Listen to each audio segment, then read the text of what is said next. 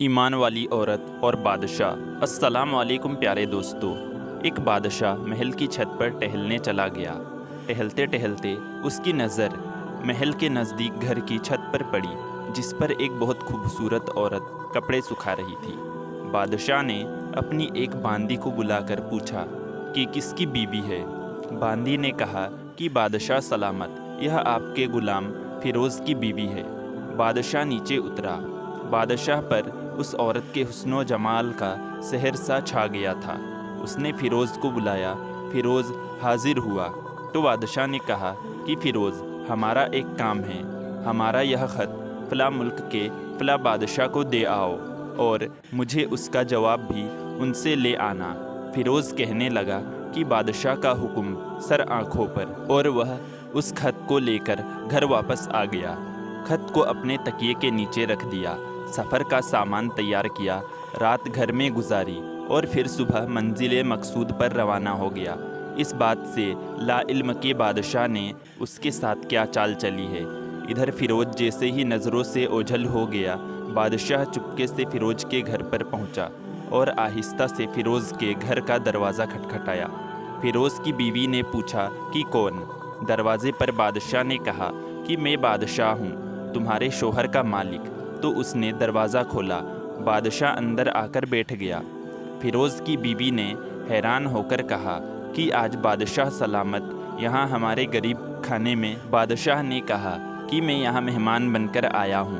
فیروز کی بیوی نے بادشاہ کا مطلب سمجھ کر کہا کہ میں اللہ کی پناہ چاہتی ہوں آپ کے اس طرح آنے سے، جس میں مجھے کوئی خیر نظر نہیں آ رہا۔ بادشاہ نے غصے میں کہا کہ لڑکی، کیا کہہ رہی ہو تم؟ شاید تم نے مجھے پہچانا نہیں۔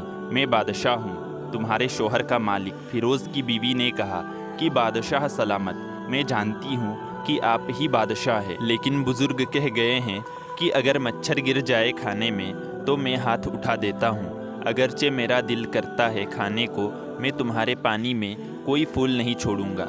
لوگوں کا کثرت یہاں آنے جانے کی وجہ سے شیر کو اگرچہ جتنی بھی تیز بھوک لگی ہو، لیکن وہ مردہ تو نہیں کھانا شروع کر دیتا، اور کہا کہ بادشاہ سلامت، تم اس کٹورے میں پانی پینے آ گئے ہو جس میں تمہارے کتے نے پانی پیا ہے۔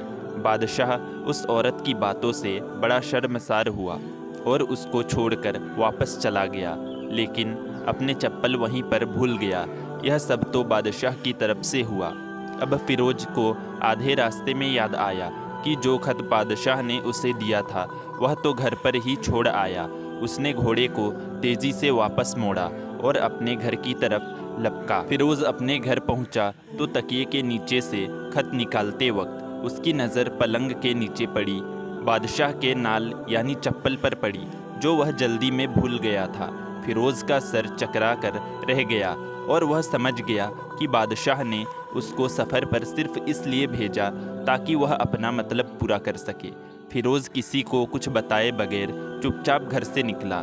خط لے کر وہ چپل پڑا اور کام ختم کرنے کے بعد بادشاہ کے پاس واپس آیا تو بادشاہ نے انعام کے طور پر اسے 100 دینار دیے۔ فیروز دینار لے کر بازار گیا اور عورتوں کے استعمال کے قیمتی کپڑے اور کچھ تحفے بھی خرید لیے۔ گھر پہنچ کر بیوی کو سلام کیا اور کہا کہ چلو تمہارے میکے چلتے ہیں۔ بیوی نے پوچھا کہ یہ کیا ہے؟ کہا کہ بادشاہ نے انعام دیا ہے اور میں چاہتا ہوں کہ یہ پہن کر اپنے گھر والوں کو بھی دکھاؤ۔ بیوی بولی کہ جیسا آپ چاہے۔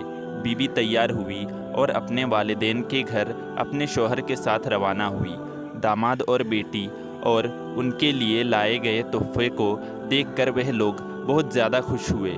فیروز بیوی کو چھوڑ کر واپس آ گیا اور 1 مہینہ گزرنے کے باوجود نہ بیوی کا حال پوچھا اور نہ اس کو واپس بلایا۔ پھر کچھ دن بعد اس کے سالے اس سے ملنے آئے اور اس سے پوچھا کہ فیروز، آپ ہمیں ہماری بہن سے غصے اور ناراضگی کی وجہ بتائیں یا پھر ہم آپ کو قاضی کے سامنے پیش کریں گے۔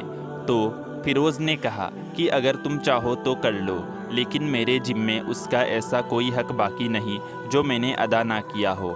وہ لوگ اپنا کیس قاضی کے پاس لے گئے تو قاضی نے فیروز کو بلایا۔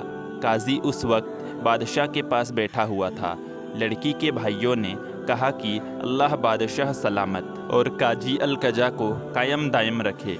काजी साहब, हमने एक सब्ज बाग दरख्त फलों से भरे हुए और साथ में मीठे पानी का कुआं इस शख्स के हवाले में दिया तो इस शख्स ने हमारा बाग उजाड़ दिया, सारे फल खा गए, दरख्त काट लिए और कमरे को ख़राब करके बंद कर दिया। काजी फ़िरोज़ की तरफ मुतवज्जो होकर पूछा कि हाँ तो लड़के, तुम क्या कहते हो? इस बारे में फ़िरोज़ ने कहा कि काजी साहब, जो बाग मुझे दिया गया था वह उससे बेहतर हालत में मैंने उन्हें वापस किया है। काजी ने पूछा कि क्या उसने बाग तुम्हारे हवाले वैसे ही हालत में वापस किया है जैसे पहले था? उन्होंने कहा कि हाँ, वैसी ही हालत में वापस किया है, लेकिन हम उससे बाग वापस करने की वजह पूछना चाहते हैं।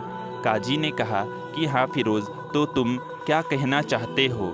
इस बारे में फ़िरोज़ ने कहा कि काजी साहब, बाग मैंने किसी नफ़रत की वजह से नहीं छोड़ा, बल्कि इसलिए छोड़ा कि एक दिन मैं बाग में आया तो उसमें मैंने शेर के पंजों के निशान देखे, तो मुझे खौफ हुआ कि शेर मुझे खा जाएगा। इसलिए शेर के इकराम की वजह से मैंने बाग में जाना बंद कर दिया। बादशाह जो टेक लगाए यह सब कुछ सुन रहा था और उठकर बैठ गया और कहा कि फ़िरोज़, अपने बाग की तरफ अमन और मुतमईन होकर जाओ। वल्लाह, इसमें कोई शक नहीं कि शेर तुम्हारे बाग आया था, लेकिन वह वहाँ पर ना तो कोई असर छोड़ सका, ना कोई पत्ता तोड़ सका और ना ही कोई फल खा सका। वह वहाँ पर थोड़ी देर रहा और मायूस होकर लौट गया, और खुदा की कसम, मैंने कभी तुम्हारे जैसे बाग के गिर्द लगे मजबूत दीवारें नहीं देखी। तो फ़िरोज़ अपने घर लौट आया और अपनी बीवी को भी वापस ले लिया। ना तो काजी को पता चला और ना ही किसी और को कि माजरा क्या था। क्या खूब बेहतर है अपने अहलो अयाल के राज छुपाना ताकि लोगों को पता ना चले और घरों के भेद किसी पर जाहिर ना होने दो। प्यारे दोस्तों, इसी तरह के सच्चे वाक़े सुनने के लिए चैनल को सब्सक्राइब करें।